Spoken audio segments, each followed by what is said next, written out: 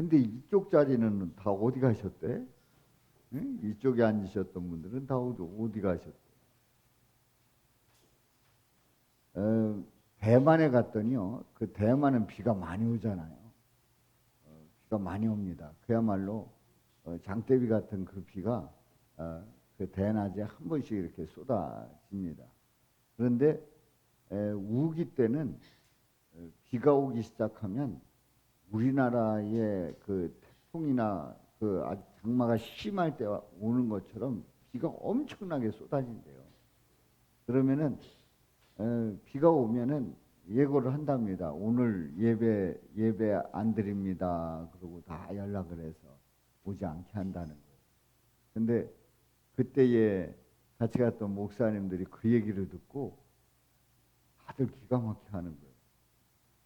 물론 어떤 특별한 상황이 있어서 이제 그럴 수도 있겠습니다만 또 대만은 비도 많이 오고 해서 그런 그 조치를 취할 수 있겠습니다만은 아니 비가 많이 오면 비가 많이 오는 가운데서도 우산 쓰고 또 차를 타고 뭐 우비를 입고 그리고 비를 뚫고 와야지 어떻게 예배를 취소하느냐 이러면서 그 얘기에 대해서 기가 막히게 하더라고요.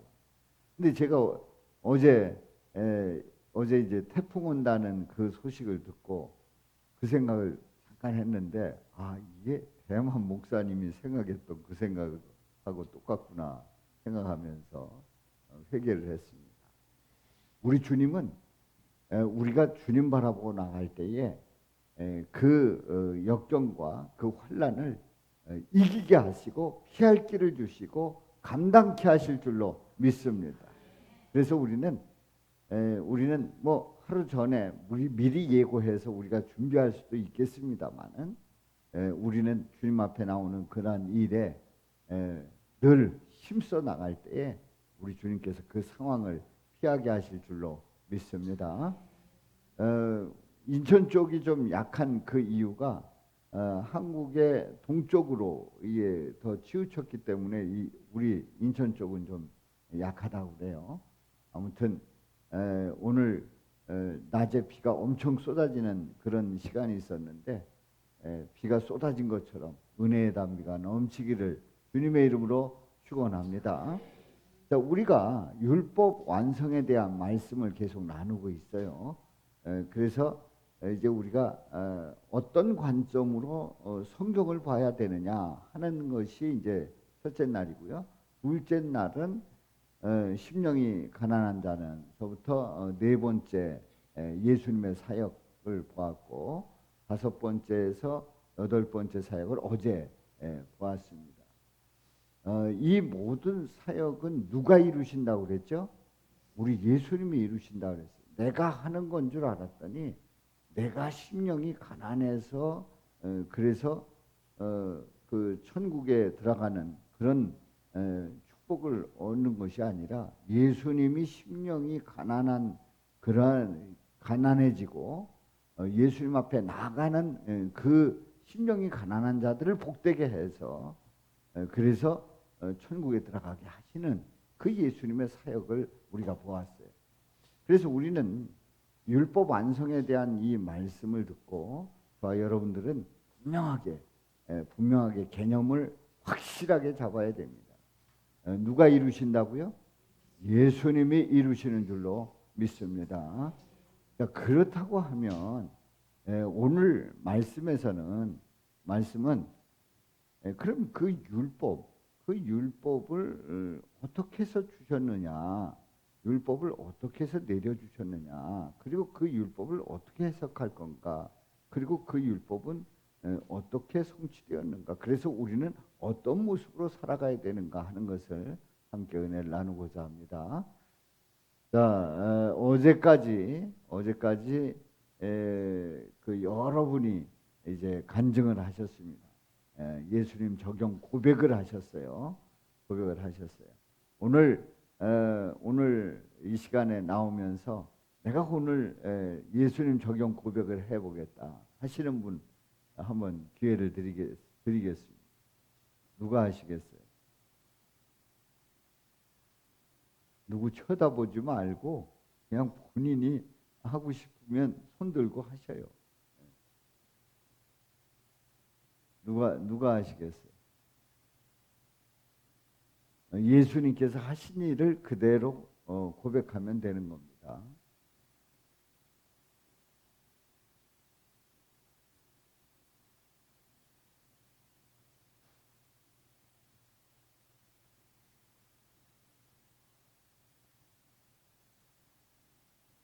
이 적막함은 아주 견디기 어렵고 이 분위기는 아주 그 입장 곤란한 그런 분위기라는 거 아시죠? 예, 아마 여러분도 그렇겠습니다만은 저는 더 그래요. 제가 첫째 날 얼마나 놀랬으면 제 얼굴빛이 완전히 달라졌다는 거 아닙니까? 얼마나 놀랬으면. 한번 말씀해 보시죠. 근데 이제 어제까지 이렇게 간증을 쭉 이렇게 하면서 어, 그 예적과 하신 그런 분들이 이제 뭐 이렇게 기회 있으면 발표하고 그런 분들, 그 잘하는 분들이 막 하고 났더니 세 번째, 그러니까 네 번째 날, 오늘이 넷째 날 아니에요? 넷째 날 되니까 이거 큰일 났다 싶은 그런 생각도 드는 거예요. 한번 누가 해보시죠. 어렵게 생각하지 마시고. 어제 가서 정리하신 분 한번 해보세요.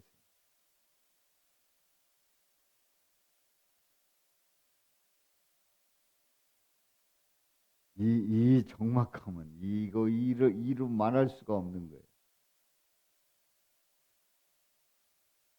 한번 해보셔요.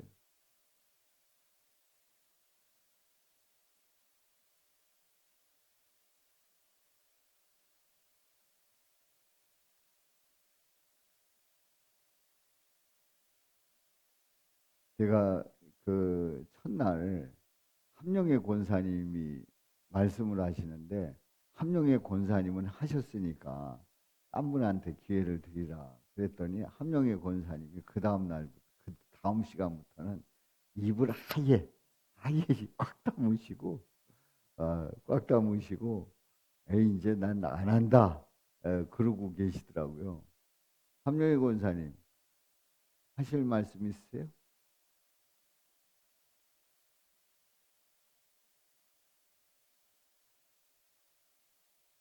네. 마이크 어디 있어요? 내가 그게 걸려가지고 제가 특별히 말씀을 드리는 거예요. 제가 어저께 목사님 말씀하시는데 그 말 제가 은혜를 많이 받았습니다.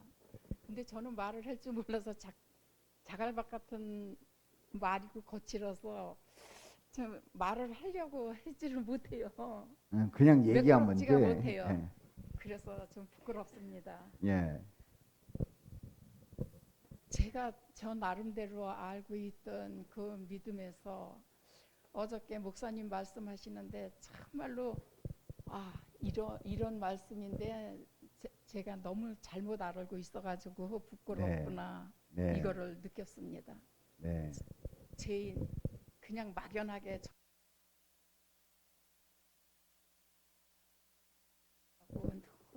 그런 말을 하면서 살아왔는데 예.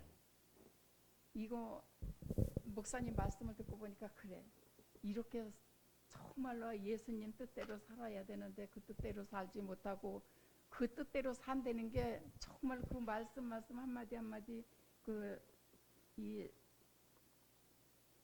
예수님이 하신 말씀이 너무 많은 말씀이 너무 많이 있잖아요. 그 말씀을 다 우리가 지키면서 살 수 없다는 것을 어저께 목사님 말씀하시는 데에서 처음으로 깨달았습니다. 예. 그래서 이제부터는 아 이제 죄인이기 때문에 나 같은 죄인이 무엇을 제대로 할 수 있는가. 제대로 할 수 있는 것은 아무것도 없고 무조건 아버지 앞에 죄인이를 수 있다고 비르는 게 최선이라는 거 어저께 깨달았습니다. 네. 우리 함영희 권사님 귀한 예수님 적용 고백을 하셨는데 우리 박수로 격려합니다. 이제 지금 우리 함영희 권사님이 말씀하셨잖아요. 죄는 아무것도 할 수 없다 이렇게 생각이 들잖아요. 그래서 우리가 이런 생각을 가질 수 있어요. 내가 예수님 앞에 죄인이다 했을 때에 완전 무력감을 느낄 때가 있어요. 그러니까 아니 나는 죄인인데 뭘 할 수 있겠는가? 그리고 내가 뭘 이룰 수 있겠는가 하잖아요. 그런데요, 오히려 내 의로 살아가는 것 그때보다 예수님의 의로 하나님 앞에 나간다는 그 확신이 있으면 오히려 예수님의 능력 가운데 붙잡힌 바 된 줄로 믿습니다. 예수님이 지혜 주시고 예수님이 그 마음을 감동시켜 주시고 예수님이 그 마음을 강하게 붙잡아 주신단 말이에요. 그러니까 오히려 내가 의를 이루는 그런 생각을 할 때는 오히려 연약하고 오히려 알고 보면 헛개비인데 우리 예수님 앞에 나는 죄인임을 고백하고 예수님의 능력 가운데 할 때는 오히려 힘이 넘치고 오히려 지혜 주시고 또 우리 주님께서 그 갈 길 인도해 주시고 또 잘할 수 있도록 도와주시고 능력 주실 줄로 믿습니다. 그런 은혜가 더 넘치시기를 주님의 이름으로 축원합니다. 그래서 예적고에 대한 예수님에 대한 설교를 하고 듣고 나서 우리는 아무것도 할 거 없네라는 결론을 내릴 때는 이제 한 가지만 아는 거예요. 왜냐하면 예수님이 다 하신다니까. 아닙니다. 예수님이 하시는데 예수님이 감동 주셔요. 하게 하셔요. 그리고 예수님이 우리의 마음을 더 들끓게 하시는 거예요. 더 마음을 일으켜 주시는 거예요. 근데 예수님이 다 하신데 그러고 내 마음을 다 가라앉혀 가지고 난 아무것도 할 거 없네 그랬다고 하면 그 복음을 잘못 깨달은 거예요. 예수님이 내 안에서 역사하시는 그 역사가 분명히 예수님이 전부 다 하신다라고 하는 그 철저한 믿음의 고백 속에서 모든 거 맡기고 나갈 때 주님이 이루시는 일이 우리가 생각하는 것보다 훨씬 더 차원이 높고 또 우리가 알지 못하는 것들을 깨닫게 하시고 보게 하시고 보호해 주시고 또 살펴주시고 또 알게 하시고 또 우리로 하여금 점프하게 하신단 말이에요. 이런 예수님의 역사가 저 여러분들에게 넘치시기를 주님의 이름으로 축원합니다. 그래서 우리는 이 시대 속에서 교회가 지금 쭈그러들고 있다 이렇게 이제 다들 진단을 합니다. 쭈그러들고 있다. 그래가지고 뭐 우리 교회도 보면은 교인들이 막 늘어나는 게 아니라 전보다 좀 적게 모이는 것 같다. 코로나 이전보다 이후가 적게 모이는 것 같다. 그러니 교회가 쭈그러드는 것 아닌가. 또 뭐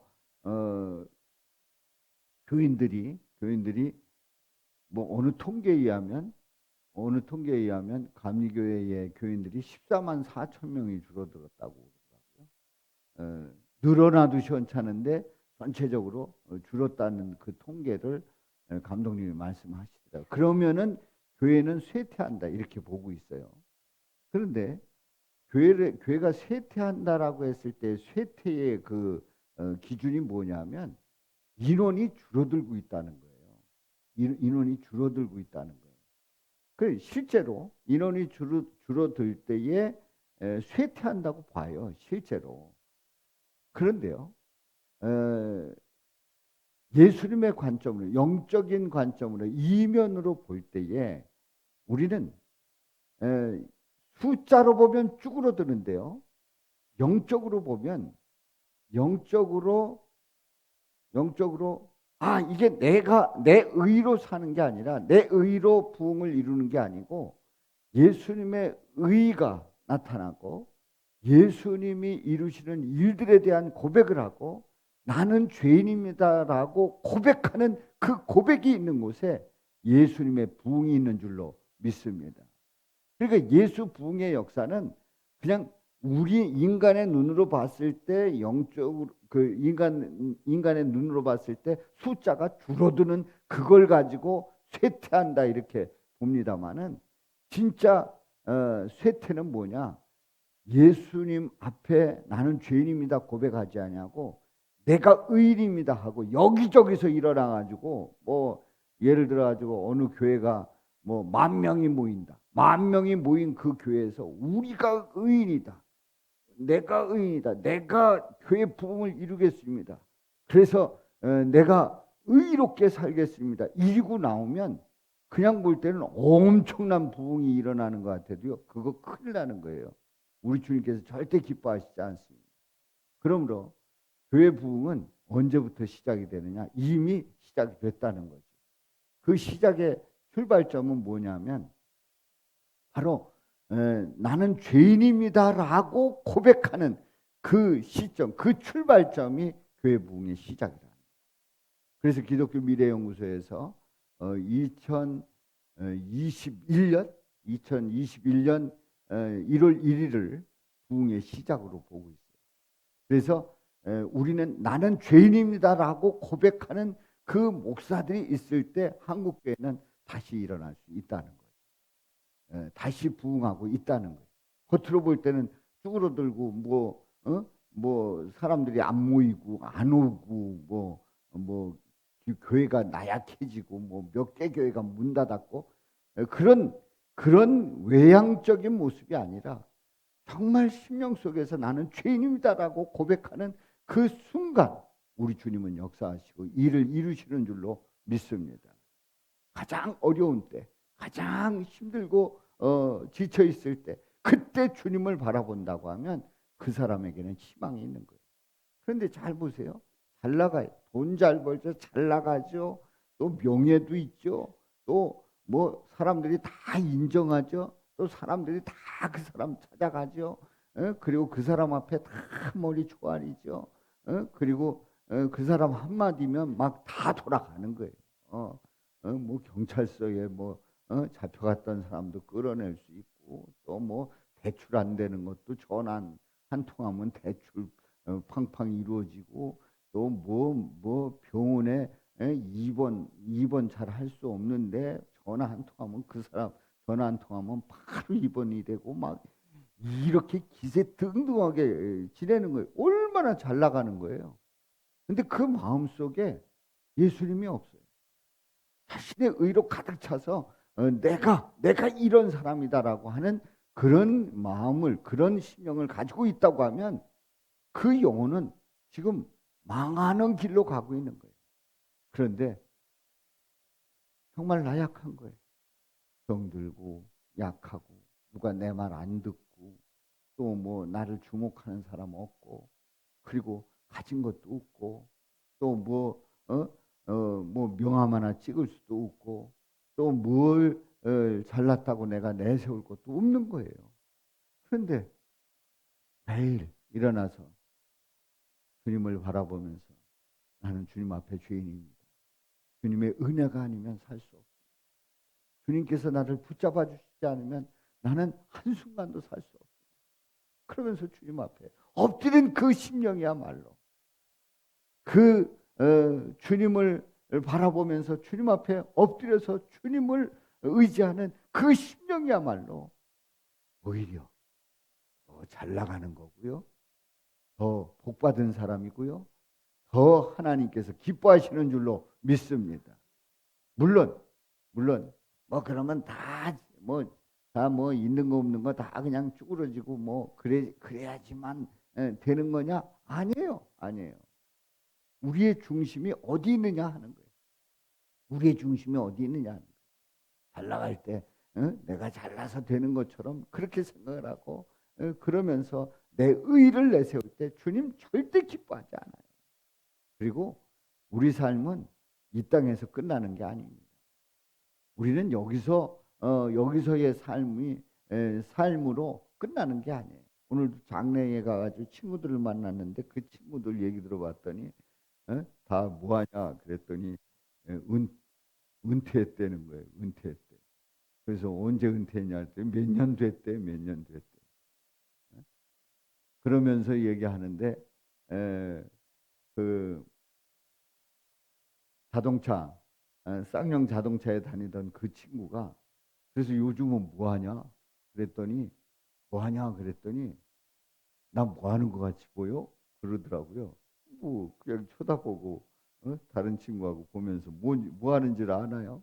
그래서 이제 뭐 서로 얘기를 하기를 뭐 하는가 뭐 하냐 그랬더니 아니래. 나 저기 아파트 경비하고 있대. 아파트 경비하고 있대. 그러면서 하는 얘기가 그 은퇴를 하고 퇴직을 하고 나서 4개월 그냥 놀고 있는데 좀 쑤셔가지고 도무지 지낼 수가 없더래요. 그래가지고 경비 그 교육을 받아가지고 그 저기 수료증 받고 그래서 이제 이력서 냈는데 돼가지고 지금 몇 년째 하고 있다는 거예요. 3년째인가 하고 있다고 그러더라고요. 그런데 그런 그 얼굴이 얼마나 기쁜지 몰라요. 그래서 제가 뭐 친구들 뭐 그 친구들 이렇게 쭉 누구누구 만난데 제가 아는 사람도 있고 그런데 누구누구 만난데 한 달에 한 번씩 만난데 언제 만나냐 그랬더니 저기 주일날 만난대. 주일날 12시에 만난대. 잘 나가다가 세상에 주일날 12시에 만난다는 거예요. 그래가지고 제가 야 근데 주일날 12시에 만나면 교회 안 나간다는 얘기인데 아니야. 우리 교회는 1부, 2부, 3부, 4부 있어. 오전에 있다는 거예요. 그래서 일부를 드리든지 2부를 드리고 만나면 얼마든지 시간 된다는 거예요. 그래서 내가 어느 교회냐고 딱 그랬더니요. 제가 잘 아는 선배 교회의 교인이더라고. 우리 제가 잘 아는 선배의 선배 그 담임 목사님이라는 교회의 교인이더라고. 그래서 그 목사님 아냐고 그랬더니 아, 잘한다고. 아니, 담임 목사님이니까 그러면서 쭉 교회 얘기를 하면서 그런 얘기들을 하는데 그 중심에 예수님이 정확하게 있더라고. 분명하게 있더라고. 그리고 뭐 친구들 얘기 이렇게 들어보니까 그냥 산전수전 다 겪고 뭐 찌고 저찌고 했던 그런 친구들에 대한 얘기를 서로 이렇게 하면서 중심 잘 잡고 가정 잘 지키고 그리고 믿음 생활 한다는 게 얼마나 큰 축복인지를 서로가 나눴어요. 사랑하는 성도 여러분, 우리는 우리의 부흥이 어디에서 오느냐? 내 의로 오는 게 아닙니다. 우리 예수님 앞에 내가 죄인임을 고백할 때 주님 앞에 엎드릴 때 여기에 놀라운 부흥의 역사가 일어나는 줄로 믿습니다. 자, 그렇다면 제가 여쭙겠습니다. 우리 교회는 부흥하고 있습니까? 쇠퇴하고 있습니까? 왜요? 나는 죄인임을 고백하기 때문에. 그렇습니다.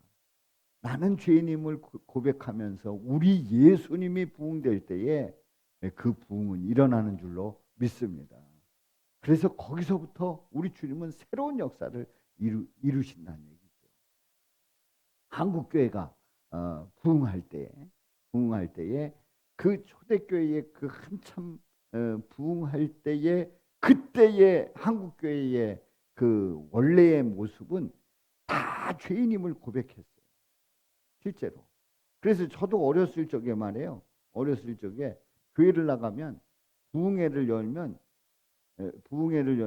또 기도원을 갔을 때 그 집회에 참여를 해보면은 월, 화, 수, 목, 금요일까지 하는 거예요. 이제 그러다 어느 날 보니까 목요일까지 하더라고. 어느 날 보니까 또 수요일까지 하고, 어느 날 보니까 뭐 이틀하고 뭐 이렇게 점점 줄어드는 모습을 봤는데 제가 금요일까지 하는 그 집회를 참여를 할 때요. 세상에 월, 화, 수는 무슨 날이냐면 회개의 날이에요. 회개의 날. 회개. 월요일부터 수요일까지는 회개에 대한 말씀만 전하시는 거예요. 그러면 그냥 회개하라 그러고 그래서 찬송가도 맨 회개 찬송 부르면서 그렇게 기도를 했어요. 그런데 이제 제가 그 처음에 그 은혜 받고 이렇게 시작할 때에 이게 그 부흥회 때 또 그 어떤 저기 기도원 집회에 갔을 때 어디서든지 시작해서 절반은 회개부터 하는 거다. 회개하고 그 다음에 말씀을 듣는 거다. 이런 개념을 제가 가지고 있었는데요. 언제부턴가 제가 부흥회 참여를 했는데 제가 그 대학 때였을 것 같아요. 대학 때인 걸로 기억해요. 그런데 그 강사 목사님이 바로 어떤 말씀을 하냐면 축복에 대한 말씀, 복에 대한 말씀. 그래서 그 복이 어떤 복이냐면 긍정의 사고 속에서 받는 복을 얘기를 하더라고요. 회개를 안 하는 이유를 그때 직접 말씀하시더라고. 뭐라고 그러냐면 현대인들이 회개를 싫어한다. 이유가 그거예요. 현대인들이 회개 싫어하고 그리고 그 마음을 긍정적인 마음으로 바꿔서 우리 예수님을 바라보면서 긍정적인 사고를 가지고 나갈 때에 현대인들이 좋아하고 그래야 교회가 부흥되고 그래야 우리 삶이 밝아진다는 거예요. 제가 지금 어느 부흥 강사님의 그 유명하신 분이에요. 감리교회 유명하신 분이에요. 저쪽 서울 쪽에 계시다가 경기도 쪽으로 가신 목사님이신데 훌륭하신 분이에요. 배우기도 많이 배우시고. 근데 그때에 그 얘기를 듣고 저는 처음에 아주 신선하게 받아들였어요. 여러분들 제 말 틀렸어요? 그분 하시는 말씀 틀렸어요? 회개 3일 동안 회개하라. 우리가 하나님 앞에 바로 서지 못했다. 회개하라. 이런 설교보다도 산뜻하게 딱 첫 시간에 딱 그러고 나가는데 시간이 그냥 막 말씀이 아주 새로운 말씀이고 명쾌한 거예요. 그런데 말이죠. 이제 그분의 그런 그 선포가 알고 보니까 이 부흥회나 이런 집회의 스타일이 다 그렇게 바뀌더라고요. 그분이 예언자처럼 그분이 그렇게 말씀을 했는데 그 뒤로 보니까 다 그런 식으로 바뀌더라고요. 그래서 이제 제가 군대 있고 그럴 적에 그 교회들을 이렇게 다녀보고 이렇게 해보면 이제 그런 사고가 아주 긍정적인 사고, 긍정적인 마인드를 가지고 적극적인 사고를 가지고 나가야 된다. 그래서 그런 교회들이 부흥하고 그런 교회들이 큰 일을 이룰 수 있다. 뭐 이래. 그렇게 해서 교회가 부흥하고 그래서 큰 사업들을 하고 그런단 말이지요. 그런데 놀라운 거는 바로 그때부터 병들기 시작했다는 거예요. 그리고 한국 교회가 병들기 시작한 이유 중에 하나가 그야말로 그 목사님을 초빙할 때에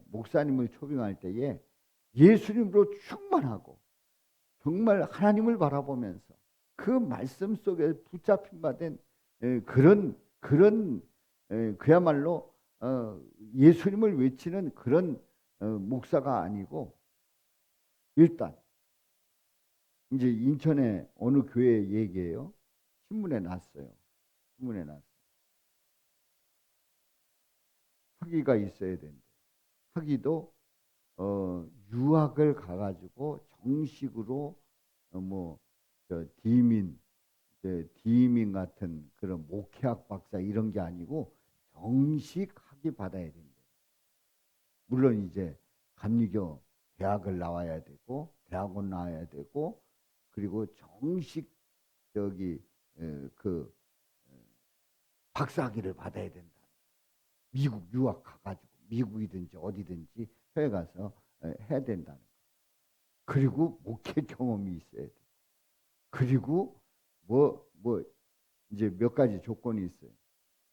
뭐 설교는 어떻게 해야 돼? 뭐 그게 신문에 실제로 나온 거예요. 그리고 또 하나는요. 또 하나는 영어로 설교할 수 있어야 된다는 거예요. 영어로 설교할 수 있어요. 그게 이제 그 교회의 그 목회자 초빙 조건인 거예요. 그래가지고 이제 뭐 이력서 내는 그런 가운데에 뭐 나름대로 여러 사람들이 내기는 냈는데 결국은 어떤 한 분이 됐어요. 근데 그 조건에 합한 분이에요. 그 조건에. 그러니까 영어로 설교할 수 있는 분이에요. 그랬더니 어떤 목사님이 이건 별 얘기 다 하네. 이제 한국교회 부흥이 중요하다는 거를 얘기하다 보니까 그 얘기를 하는데 어떤 목사님이 그 경력 그걸 보더니 혼다는 말씀이 그럼 담임 목사님이 영어로 설교라면 저희들은 뭐 그 설교 들을 수 있남? 끝에 그 지금도 기억해. 저희들은 그 영어로 설교하면 설교를 들을 수 있남? 이러면서 웃긴다는 거죠. 그런데 그런 학위 이런 게 굉장히 중요한 거예요. 그래서 학위가 중요하다 보니까 그런 그 어떤 표면적인 접근이 굉장히 중요하고 표면적으로 나타내 보이는 게 아주 중요한 거예요. 이제 그러면서 한국 교회가 이제 그 문제가 생기기 시작했다는 거예요. 그리고 유럽의 교회들이 막 부흥할 적에 유럽의 교회가 쇠퇴하기 시작한 게 유럽의 교회들이 학위를 요구하고 그리고 학문의 그 깊이를 그 우선으로 보는 그 순간부터 유럽 교회가 그 저물었다는 거예요. 한국 교회도 마찬가지. 그런데 이 한국 교회에서 인천의 어느 교회는 학위 조건 하나도 안 본 교회가 있어요. 실제로 학위 조건 하나도 안 보고 이분이 저기 교회를 사랑하고 하나님에 대한 열정이 어떤 분인가 그거에 초점을 맞춘 분이 있어요. 그래서 내가 물어봤어요. 그 목사님한테 당신 학위 했냐 했더니 안 했대. 그러니까 실제로 그렇게 했더라고. 사랑하는 성도 여러분, 우리 교회의 부흥은 내가 주인임을 고백하고 우리 예수님을 바라볼 때 이루어지는 줄로 믿습니다. 아멘. 아무리 여기가 매 터져도 자기 의로 가득 차 있다고 하면, 그래서 내가 이걸 이루었다라고 고백한다고 하면 그런 사람들로 가득 차 있어서 내가 이루어낸다. 구원도 내가 이루어 갈 수 있다. 우리 교회는 우리가 의를 이루어서 우리 교회는 그 구원을 이루는 교회다라고 한다고 하면 하나님께서 결코 기뻐하시지 않아요. 그거는 이미 멍들었고 그거는 부흥이 아닌 거예요. 예수님 앞에 주인임을 고백할 때, 그리고 주님 바라볼 때, 믿음으로 나갈 때 거기서부터 부흥의 역사는 일어나는 줄로 믿습니다. 이런 은혜가 함께 하시기를 주님의 이름으로 축원합니다.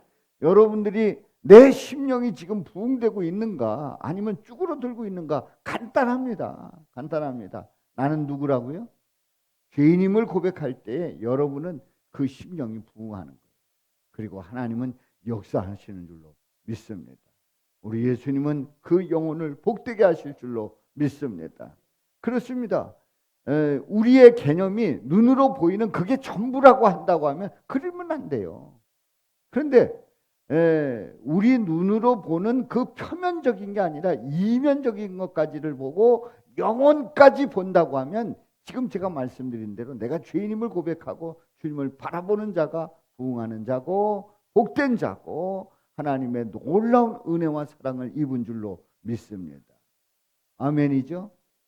여러분들, 한국교회가 지금 엄청난 부흥을 이뤘다고 합니다마는 사실 북한은 교회가 없다고 말해요.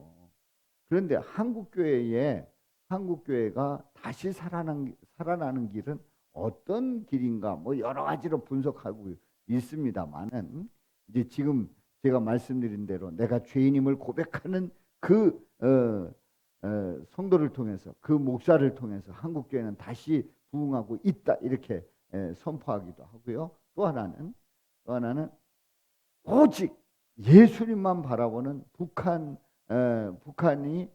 북한의 지하에 있는 그 교인들, 또 훈련받은 그런 목회자들을 통해서 다시 한번 우리 한국교회를 일으킨다는 거예요. 그래서 생각해 보세요.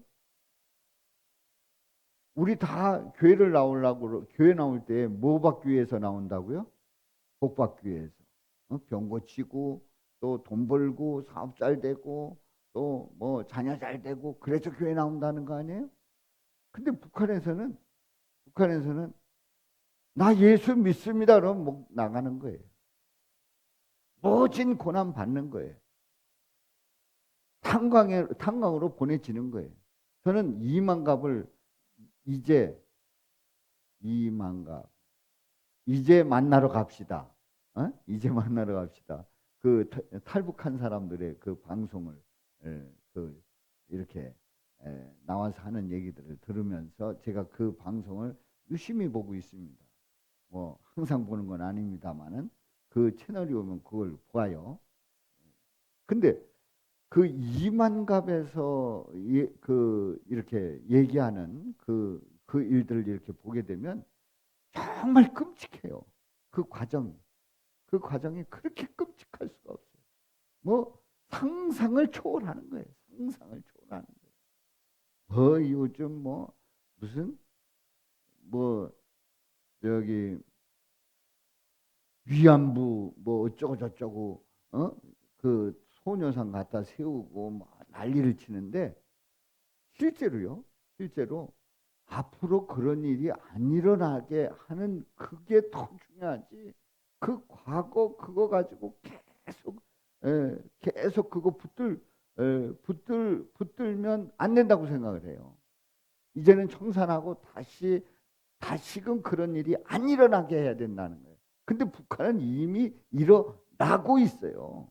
북한에서는 이미 일어나고 있고 아주 처절해. 이게 뭐 상상도 못할 일들이 일어나더라고요. 그런데 그 가운데서 예수님을 만나는 놀라운 역사들을 체험하고 있는 거예요. 어떤 분이 나오려고 하는데 탈북의 기회가 있는데 주님 제가 탈북하기를 원합니다. 인도하여 주옵소서. 그럴 때에 감동이 오더라는 거예요. 네가 탈북해야지만 나를 만날 수 있느냐. 안 나가겠습니다. 다시 돌아갔다는 거예요. 여러분들 거기서는 예수 믿는다 그러면 죽는 거예요. 그런데 믿겠다는 거예요. 생각해 보세요. 예수 믿는다 그러면 바로 처벌이에요. 뭐 사형을 당하든지 공개청을 받든지 아니면은 저기 그 교화소에 가가지고 몇 년 동안 완전히 인간 이하의 취급을 받든지 말이죠. 그런데 예수 믿겠다는 거예요. 그런데 예수 위해서 죽겠다는 거예요. 얼마나 감사한 일입니까? 사랑하는 성도 여러분, 우리는 살아가면서 나름대로의 선이 있어요. 선이 있어요. 여러분들 이 시간에 옷을 입고 오셨는데 집에서 편하게 생활하는 옷 그대로 입고 오신 분이 있어요? 집에서 밥하고 뭐 화장실 청소하고 빨래하고 또 뭐 일하고 작업복 입고 편하게 입고 있다가 오신 분이 있어요? 한 번도 없어요. 그래도 좀 다르게 입고 와요. 제가 목양실에서 설교 준비할 때 입었던 옷하고 지금 이 옷하고 달라요. 그 옷 입고 오면 큰일 나요. 큰일 나요. 큰일 나든지 볼썽사납든지 아니면 이상하게 보이든지 뭐 이상한 거예요. 왜냐하면 이렇게 모이는 그 자리에 뭐가 있어요? 옷을 입는 나름대로의 선이 있어요. 선이 있어요. 선이 있어요. 만약에 제가 이것도 젖히고 넥타이도 안 하고 또 뭐 운동하는 거 운동복 입고 얄창한 거 입고 그거 입고 제가 여기서 서 있으면은 아마 그거 거실려 가지고 집에 당장 가고 싶은 분이 여기에 적어도 10분은 계셔. 적어도 10분은 계셔. 그러니까 선이 있다는 거죠. 선이 있다는 거예요. 근데 제가 오늘 말씀을 준비를 하면서 곰곰이 생각해 봤더니 어렸을 때 말이에요. 어렸을 때 내가 어떤 규칙을 가장 먼저 배웠는가. 그러니까 거의 한 2, 3년 전의 일이에요. 아주 어렸을 적에 제가 기억이 시작이 있을 때 한 4살, 5살 때 그때에 나는 어떤 규칙을 배웠는가 생각을 해봤더니요. 제 규칙은 제가 어렸을 때 규칙은 뭐 옛날 뭐 다 잊어버리고 그랬습니다만은 제가 가장 먼저 배운 규칙은 밥상머리에서 배운 것 같더라고요. 그러니까 어렸을 때 이제 앉으면은 밥 먹으려고 앉지 않습니까? 근데 우리 집 상은 네모난 상이 아니었어요. 동그란 상이었어요. 동그란 상. 동그란 상은 저기 3명이 앉든 4명이 앉든 5명이 앉든 6명이 앉든 다 앉을 수 있더라고. 그래가지고 나중에는 어떻게 앉아요? 이 옆으로 앉아요. 옆으로. 옆으로 딱 이렇게. 그럼 다 하는 거예요. 다 하는 거예요. 우리가 7식구였거든요. 7식구. 그러니까 저기 5남매에다가 아버지 어머니까지 이제 7식구였는데 이제 다 옆으로 끼고 앉으면은 앉는 거예요. 그러니까 그런데 이제 제가 그러면서 제가 앉는 자리가 있었어요. 제가 앉는 자리가 이제 들어와서 마주보는 상 쪽에 있는 뒷문으로 나가는 저 안방에 뒷문으로 나가는 그쪽이 제 자리였어요. 아버지는 아랫목이었고 그리고 요 오른쪽에는 저기 형이 앉고 누나가 앉고 왼쪽에는 동생이 앉고 이게 이제 곰곰이 생각해 보니까 그게 룰이었어요. 그냥 딱 앉으면은 갖다 놓으면은 아 이건 내 거다.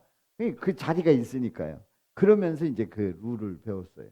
보니까 이제 그때에 조심해야 될 게 있어요. 그 앉는 자리에 앉아야 돼. 딴 자리에 앉으면 어떻게 알아요? 저리 가. 그러면은 이제 다시 그 자리에 가야 되는 거예요. 왜냐하면 다 그게 저기 밥그릇이 틀리고 숟가락 크기가 틀리고 다 그러잖아요. 그러니까 이제 제자리에 앉아야 돼요. 또 한 가지가 있어요. 저기 밥 먹을 때에 어디 갔다가 늦게 오는 거는 누구 책임이에요? 본인이 책임져야 돼. 어디 갔다가 밥 먹으러 늦게 오는 거는 손해 봐요, 이득 봐요. 손해 보는 거예요. 맛있는 거 다 먹고. 그러니까 딱 밥 먹는다 그러면 달려와야 돼요. 근데 이제 딱 모여가지고 이제 밥상머리에 앉아가지고 이제 먹을 때 순서가 있어요. 순서가.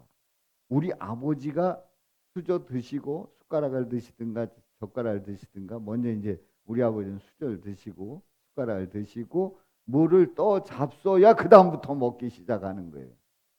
근데 우리 아버지의 버릇이 뭐냐면 꼭 밥상 갖다 놓으면 꼭 어디를 갖다 가셔. 꼭 어디를 들리셔. 그냥 들어오시면 되잖아요. 그러면은 꼭 어딜 가셨다가 손 씻고 오셔. 그러면 그 시간이 엄청 긴 거예요. 근데 어느 날 보니까요. 제가 그러더라고. 제가 그러고 있더라고. 그래서 어느 날 우리 식구들이 난리가 났어. 좀 갖다 놓으면 차려 놓으면 지금은 식탁입니다만 그 당시는 밥상이잖아요. 뭐 좀 차려놓으면 그냥 제 시간에 오고 빨리 좀 오라고. 그래서 제가 꾸물거리는 걸 딱 보면 이거 어디서 많이 보고 많이 들었는데, 그래서 우리 아버지가 그랬던 거를 제가 그대로 하고 있더라고요. 그리고 또 한 가지가 있어요. 밥 먹을 적에 룰이 떠들면 안 돼. 우리나라는 그래도 이제 저기 서양 사람들은 밥 먹을 때 다 얘기를 한다고 그러잖아요. 근데 우리나라는 이제 입을 다물라 이렇게 하잖아요. 근데 이제 밥 먹을 때 떠들지 말고 빨리 먹어 막 그랬어요. 근데 저는 그걸 이해를 못했어요. 밥 먹을 때 왜 떠들지 말라고 그러나? 떠들다 보면 어떻게 돼요? 거기 먹을 게 없어지거든. 그럼 나중에 뭐 거의 다 먹었다고 승질 내고 막 이러는 거, 그런 걸 못 보시는 거죠. 그러니까 먹을 때, 넌 먹을 때 같이 먹어라 이거예요. 같이 먹어라. 경쟁력을 가지고 빨리 알아서 먹는 거예요. 그래야 살아남을 수 있는 거예요. 근데 어느 날 우리 덕적에 내려가가지고 저 밥상을 봤더니요. 그 밥상이 어렸을 때는 다 이렇게 옆으로 이렇게 앉아가지고 놀려 앉아가지고 다 끼고 먹었던 그 밥상이 엄청 큰 줄 알았어요. 그랬더니 생각보다 적더라. 어렸을 땐 커 보였는데, 야 저기서 이 6, 7명이 그러다가 이제 형이 무트로 가시고 누님이 무트로 가시고 그러면서 조금 커지면서 그래도 자리를 차지하게 되고 그랬는데요. 제가 말씀드리는 거는 룰이 있다는 거죠. 근데 이 룰은 환상에도 룰이 있어요. 그리고 신목계도 룰이 있어요. 또 동창회도 회칙이 있어요. 그리고 학교에 가면 학교에 그 교칙이 있는 거예요. 어디든지 가면 교칙이 있어요. 저 회칙이 있어요. 그리고 정관이 있단 말이에요. 정관, 네? 정관, 회칙. 그리고 그 회사면 회사에 정관이 있어서 언제부터 설립이 돼가지고 목적이 뭔지 뭐 이런 어떤 이익을 창출하려고 하는지, 어떤 단체인지, 이거 우리가 이제 어떤 단체를 등록할 때에 그 정관이 굉장히 중요합니다. 그 정관에 있는 내용대로 정부에서 보조해 줄 때에 거기에 그 내용이 있어야지만 그걸 근거로 해서 보조를 해줍니다. 이 정관이 아주 중요합니다. 그러니까 정관이 다 있는 거예요. 그럼 교회는 없냐? 교회도 있어요. 기독교 대한감리에는 교리와 장정이라고 하는 정관이 있어요. 교리와 장정. 그래서 교리와 장정에 의해서 이제 임원을 세우고, 그래서 뭐 임원회가 있고 당회가 있고 구역회가 있고 또 지방회가 있고 연회가 있고 다 그 교리와 장정이 있어요. 그런데 이제 그런 거에 너무 매여가지고 그 회의 좋아하면 뭐가 된대요? 회의 많은 데가 어디예요? 공산당이라는 거예요. 응? 그래가지고 그냥 그거대로 한다고 그래가지고 그 법이요 하고 싸우는 그런 교회들이 있어요. 근데 이렇게 교리와 장정이 다 있단 말이에요. 우리 장로님들은 그 장로되는 그 과정 속에서 교리와 장정을 배웁니다. 교리와 장정 배워요. 그래서 교리와 장정을 배워서 이제 그 어떤 감리교회가 어떻게 시작됐는지 이런 것들이 다 거기에 이제 자세히 기록되어 있거든요. 이게 그렇게 돼 있단 말이에요. 그러면 우리는 하나님과의 관계 속에서 그럼 법이 없냐? 하나님과의 관계 속에서 법이 없냐? 아니에요. 아니에요. 지금 제가 말씀드린, 여러분들 지금 뭐 교칙이니 뭐 또 회칙 뭐 또 뭐 교리와 장정 뭐 또 정관 이런 게 다 이제 같은 말인데, 이걸 한마디로 요약하면, 쉽게 요약하면, 우리가 알아듣기 쉽게 요약하면 한 단어로 뭐라고 요약할 수 있어요? 이건 하나의 응? 율법? 그 율법은 너무 센 거고 좀 쉬운 단어로 약속, 서로의 약속인 거예요. 그렇잖아요. 법칙이라는 게 약속 아니에요. 약속이란 말이에요. 그런데 하나님께서 인간을 하나님의 형상대로 창조하실 때에 하나님이 인간을 하나님의 형상대로 창조하시고 약속을 안 했냐?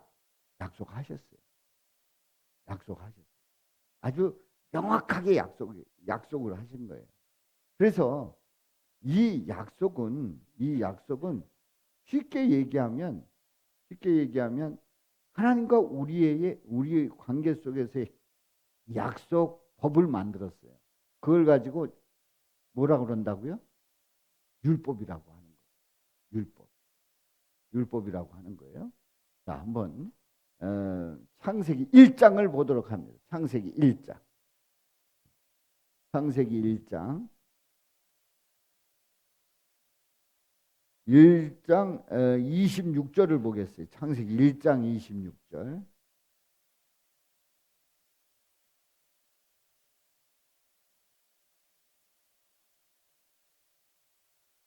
창세기 1장 26절.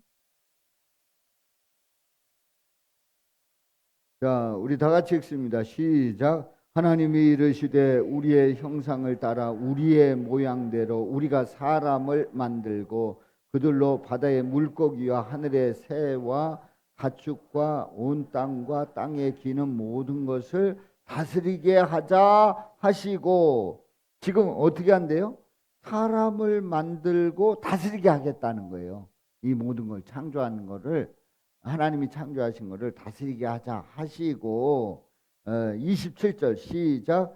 하나님이 자기 형상 곧 하나님의 형상대로 사람을 창조하시되 남자와 여자를 창조하시고, 남자와 여자를 창조하셨다는 거예요. 그러면서 28절 말씀하고 있는데요. 여기에서 이제 한 가지 제가 말씀드릴 내용이 있어요. 뭐냐면 이제 그 하나님의 형상대로 사람을 창조하시되 남자와 여자를 창조하시고 이렇게 남녀를 창조하셨다는 것을 말씀을 하셨어요. 그랬는데 또 창조가 나옵니다. 어디에 나오냐면 2장 7절에 나옵니다. 2장 7절에 나와요. 2장 7절. 우리 다 같이 읽습니다. 시작. 여호와 하나님이 땅의 흙으로 사람을 지으시고 생기를 그 코에 불어넣으시니 사람이 생명이 되니라. 그러면 이 1장 27절에 있는 말씀하고 1장 27절하고 2장 7절에 있는 말씀에 그 사람이 같은 사람일까요? 다른 사람일까요? 앞에 남자와 여자를 창조하셨다는 거예요. 그리고 또다시 2장 7절에 그 코에 그 생기를 그 코에 불어넣으시니 사람이 생명이 된지라. 그럼 거기 또 창조됐다는 개념으로 생각할 수도 있단 말이에요. 일단은. 그리고 또 그것뿐만 아니라 7절, 2장 7절은 누구를 창조했을까요? 아담부터 창조한 거잖아요. 아담. 그럼 그 다음에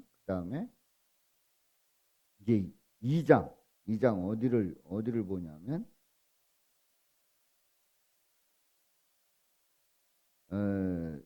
22절. 2장 22절. 하나님이 그 아담을 깊이 잠들게 해서 갈빗대 하나를 취하고 22절 시작. 여호와 하나님이 아담에게서 취하신 그 갈빗대로 여자를 만드시고 그를 아담에게로 이끌어 오시니. 그러니까 시간차가 있어요, 없어요? 있어요. 앞에 27절에 1장 27절은 시간차가 있어요, 없어요? 없어요. 이게 어떻게 되는 건가? 그럼 1장 27절에 사람하고 2장 7절과 22절에 아담과 하와는 딴 사람인가 하는 생각을 가져요. 그런데 요거를 가지고, 요 성경을 가지고 당신들, 그러니까 여러분들한테 이제 한번 여쭤봐요.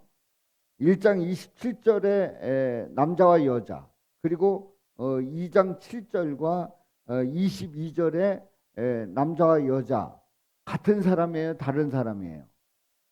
여러분은 어떻게 알고 있죠? 같은 사람으로 알고 있어요? 다른 사람으로 알고 있어요?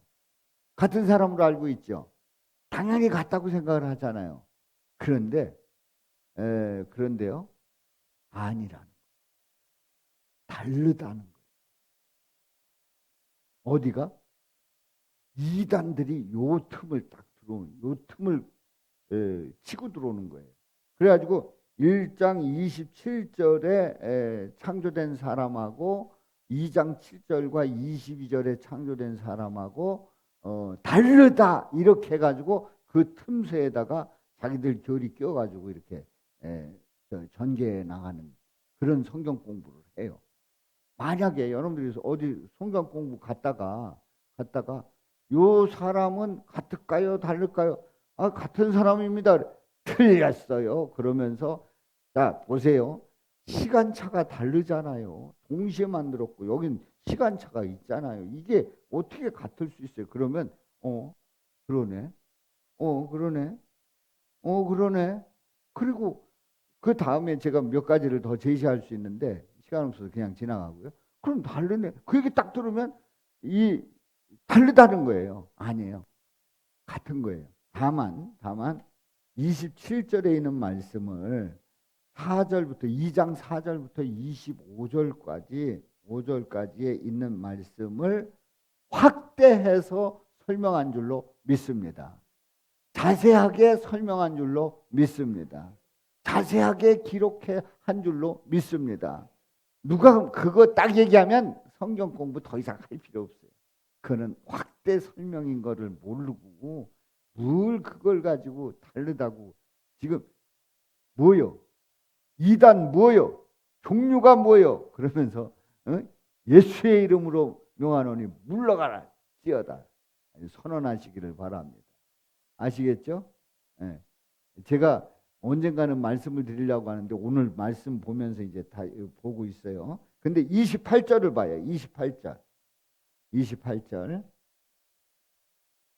시작. 하나님이 그들에게 복을 주시며 하나님이 그들에게 이르시되 생육하고 번성하여 땅에 충만하라 땅을 정복하라 바다의 물고기와 하늘의 새와 땅에 움직이는 모든 생물을 다스리라 하시니라.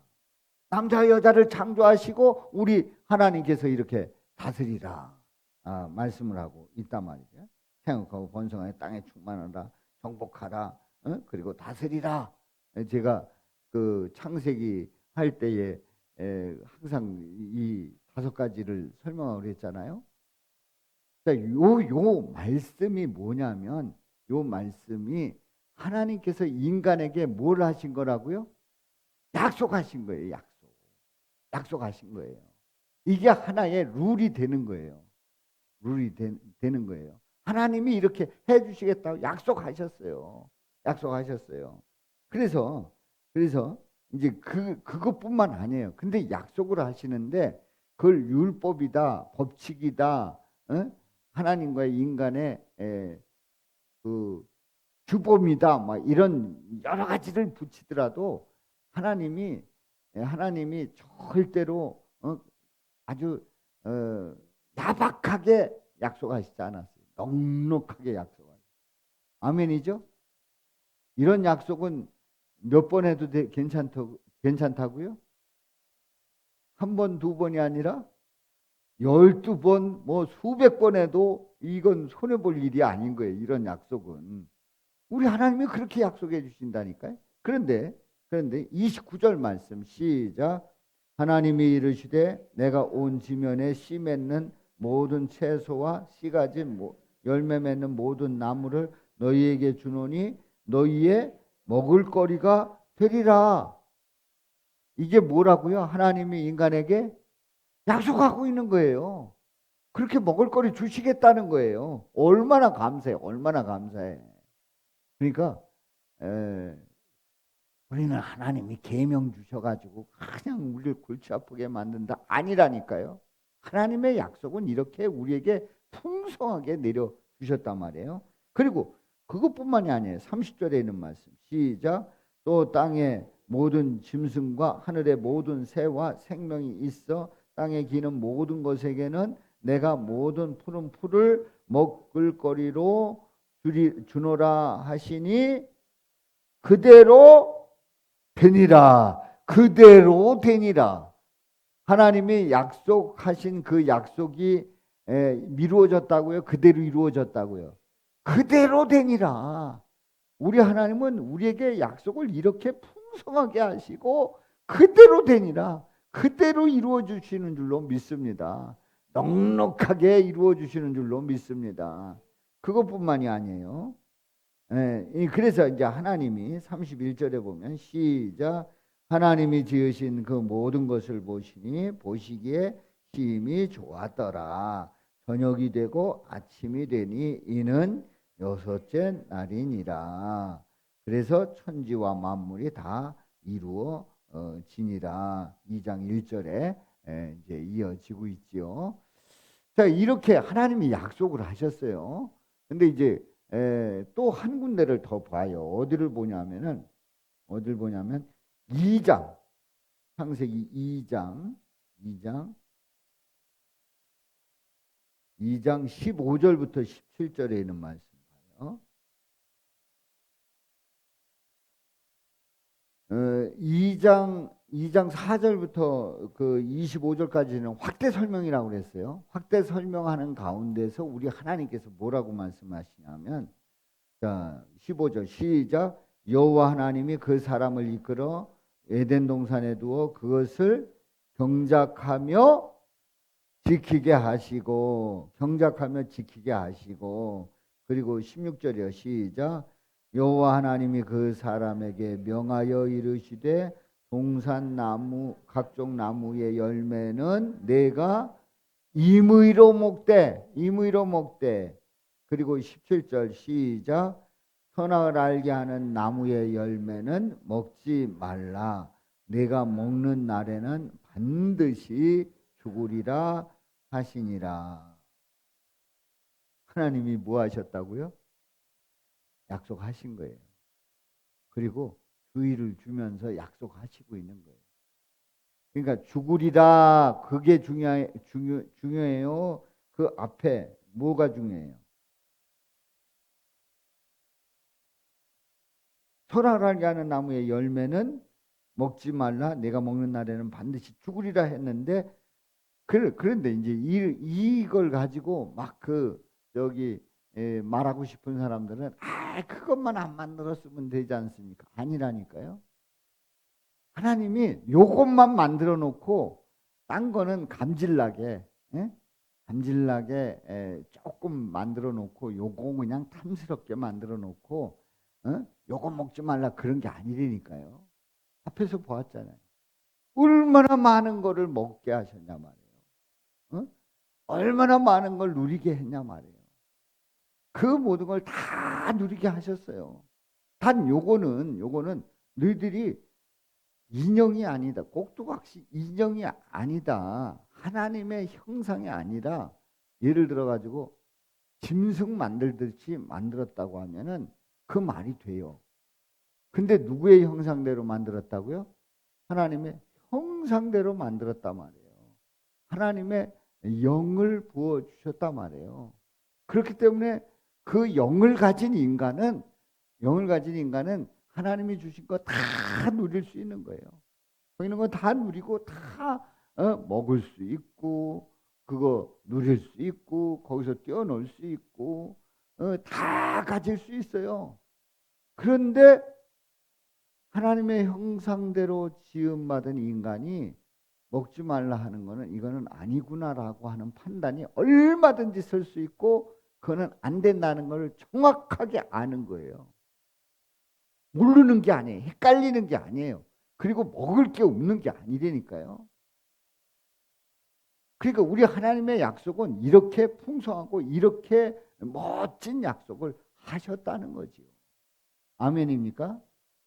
그게 뭐라고요? 그걸 다른 말로 율법이에요. 율법. 그러니까 율법이 창세에서부터 이제 시작이 된 거예요. 하나님의 법이 법이 창세에서부터 시작이 된 거예요.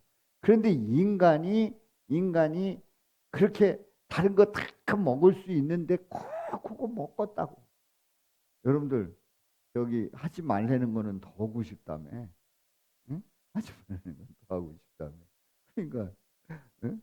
여기 깊이 웃는 분들은 다 경험하신 분들일 거예요 아마. 응? 여러분들 하지 말라는 건 더 하고 싶다며. 그러니까 이제 다 그거 누릴 수 있는데 그거 먹고 결국 불순종한 거 아니에요? 그게 쫓겨난 거 아니에요? 그런데 그 뒤로 인간들은 수도 없이 죄를 지는 거예요. 어? 뭐 죄가 그 관영하는 그런 거. 수도 없이 죄를 짓는다는 거예요. 그래서 하나님이 뭘 내려주셨다고요? 수도 없이 죄를 짓고 죽어가는 인간들 때문에 하나님은 모세에게 뭘 내려주셔요? 십계명을 내려주십니다. 십계명을 내려주십니다. 그래서 돌판에 써가 직접 쓰셔가지고 우리 예수님이 직접 쓰셔가지고 그 십계명을 내려주셨단 말이에요. 그래서 너희들 이걸 지켜라. 그런데 인간들은 그거를 100%그 계명과 율법을 100%다 지키면 구원 받는다고요? 못 받는다고요? 구원 받아요. 그런데 인간들은 지키지 못하는 그런 그 죄를 범하고, 그래서 인간이 율법을 통해서 죄인이다라고 하는 걸 깨달았고, 죄인임을 고백할 때에 그때에 바로 주님을 의지하게 되고, 그 은혜 가운데 그 예수님의 의가 우리에게로 전가되는 줄로 믿습니다. 그렇습니다. 여호와께서 시내산 위에서 모세에게 이르시기를 마치신 때에 증거판 둘을 모세에게 주시니 이는 돌판이요 하나님이 친히 쓰신 것이라 그렇게 말씀하고 있지요. 예수님의 한없는 사랑과 긍휼로 인해서 이렇게 써 주셨단 말이지요. 그래요. 하나님이 사랑하면 주시는 거예요. 사랑하면 자녀들에게 율법을 주신 거고, 그리고 그 길을 열어주시고, 그리고 그 율법을 통해서 결국은 인간은 우리 스스로가 지킬 수 없다는 걸 알게 되지요. 그래서 율법을 우리 예수님이 내려주신 줄로 믿습니다. 아멘이죠? 그러니까 내가 못 지킬 걸 왜 줬냐 할 필요가 있다고요, 없다고요?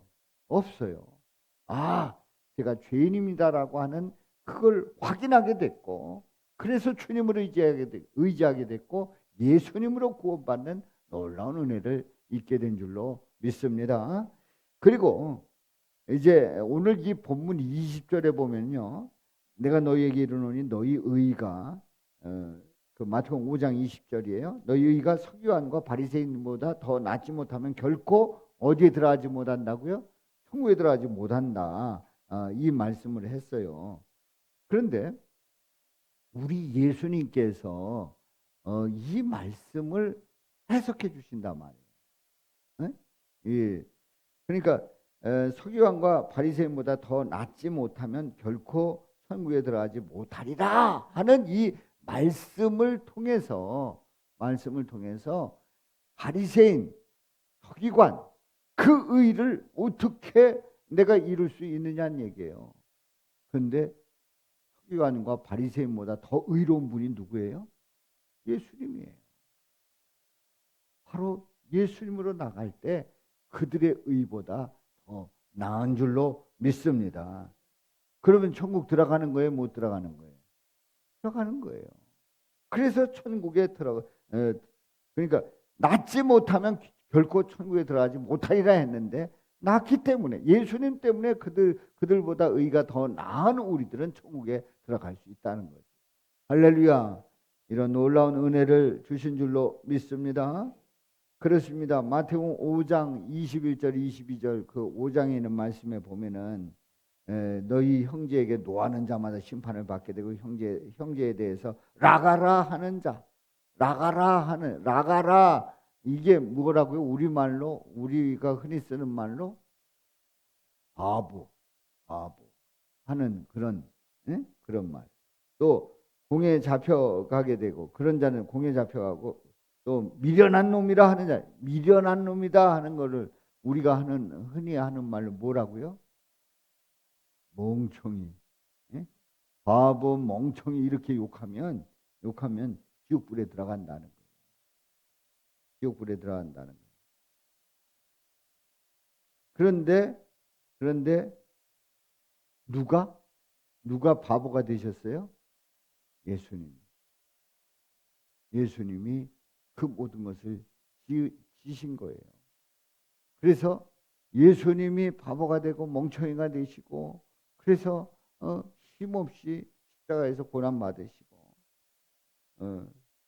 그 예수님이 대신 들어가시는 거예요.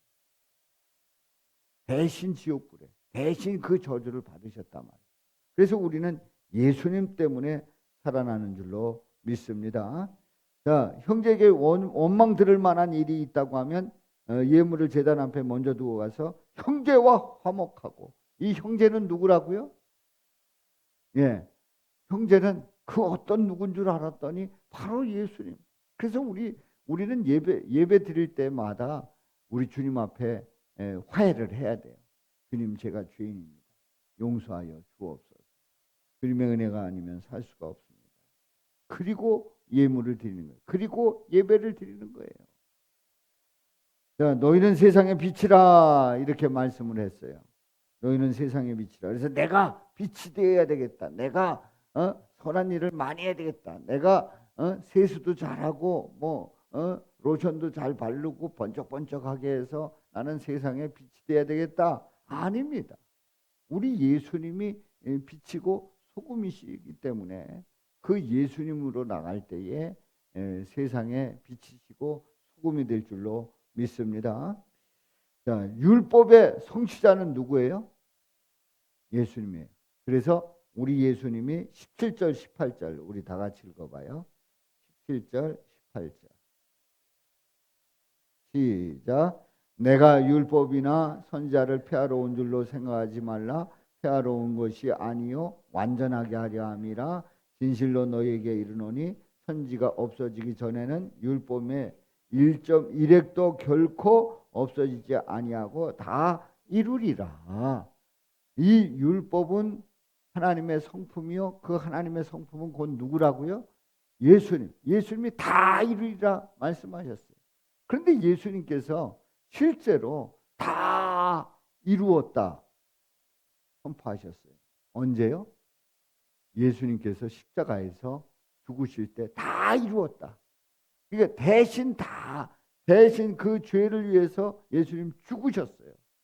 그리고 율법의 1.1회까지도 대신 죽으심으로 말미암아 바로 예수님을 믿는 자들의 그 모든 율법을 다 지켰다고 인정해 주신 줄로 믿습니다. 그러니 우리 의로 천국 갈 수 있어요, 없어요? 절대 못 가요. 누구의 의로?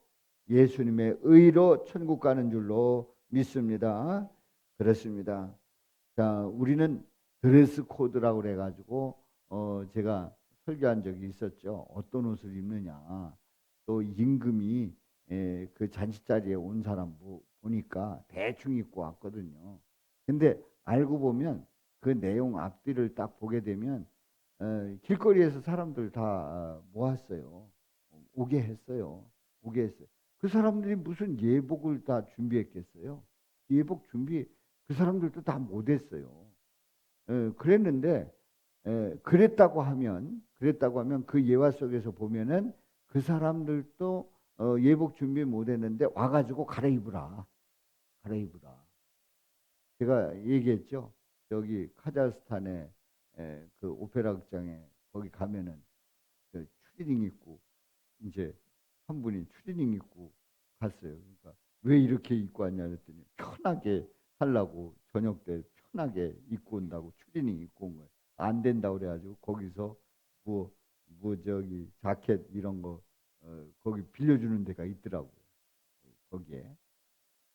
그러니까 이제 저 잔치 자리에 이렇게 참여를 했는데 다 불러 모았어요. 근데 그 왔을 때에 다 입을 수 있도록 했단 말이에요. 근데 한 사람은 꼭 그거 입어야 됩니까? 귀찮게 그 옷 입으라고 그러냐고. 아이 그냥 입죠. 뭐 그냥 추리닝 뭐 어떻습니까? 뭐 조금 이거 이렇게 좀 여미고 뭐 자크 올리고 여기 저 단추 채우고 그러면 되지. 뭘 꼭 갈아입어야 됩니까? 쫓겨난 거 아니에요. 그 임금이 쫓아낸 거예요. 안 된다는 거예요. 우리는 예수님의 의의 옷을 입지 않으면요 절대 주님 앞에 나갈 수 없어요. 내 옷으로는요, 내 의로는 이거는요 어느 누구 예외 없어요. 바리새인도 안 된다는 거 아니에요. 서기관도 안 된다는 거 아니에요. 자기 의로 나가는 그들은. 그렇다면요 바리새인이 안 되고 서기관이 자기 의 때문에 안 된다고 하면 이 세상에 어느 누구도 예외 없어요. 그 사람들은 얼마나 훌륭한 사람들인데, 지키려고 얼마나 노력한 사람들인데 어느 누구도 소용없어요. 우리가 예수 믿어도 혹시 내 의로 이게 1%, 0.01% 딱 들어가잖아요. 천국 못 가요. 쫓겨난다니까요. 말씀 보세요. 쫓겨나는 거예요. 쫓겨나는 거예요. 자, 그래서 로마서 6장 23절.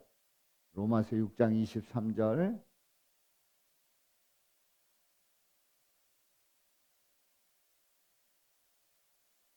자, 우리 다 같이요. 시작. 죄의 삭은 사망이요 하나님의 은사는 그리스도 예수 우리 주 안에 있는 영생이니라. 죄의 삭은 사망이고 하나님의 은사는, 하나님의 선물은 그리스도 예수 우리 주 안에 있는 영생이니라. 할렐루야. 영생의 복을 우리에게 허락해 주신 줄로 믿습니다. 그렇습니다. 우리 주님께서는 이렇게 율법을 수여해 주시고 해석해 주시고 성취해 주시는 우리 주님을 찬양합니다. 영광 돌립니다. 이렇게 믿음으로 나가는 우리 성도들마다 영생의 복을 누리시기를 주님의 이름으로 축원합니다. 축원합니다. 자, 우리 옆 사람들하고 교제 나눠요. 우리 주님의 말씀에 주님만 바라봅시다. 자, 부흥은 예수님으로부터 시작됩니다. 나는 죄인임을 고백합니다. 자, 우리가 찬송 내일 오실 때는 말이죠. 내일 오실 때는 전화 좀 해봐요. 안 오신 분들 다 보이죠? 자, 목장에서, 속회에서, 또 선교회에서 안 오신 분들 좀 전화 좀 해봐요. 그 뺀질거리고 안 오신 분들은 계속 안 오셔. 그래도 뺀질거리다가 와야 될 거 아니에요. 근데 끝까지 뺀질거리고 안 오시는 분들도 있어요. 전화 좀 해보시고 또 함께 은혜 받자고 그렇게 권면하시기를 바랍니다. 자, 우리 405장 우리 1절만 두 번 세게 부르고 그리고 주여 삼창하고 통성으로 기도하겠습니다. 자, 우리 불을 꺼주시고 405장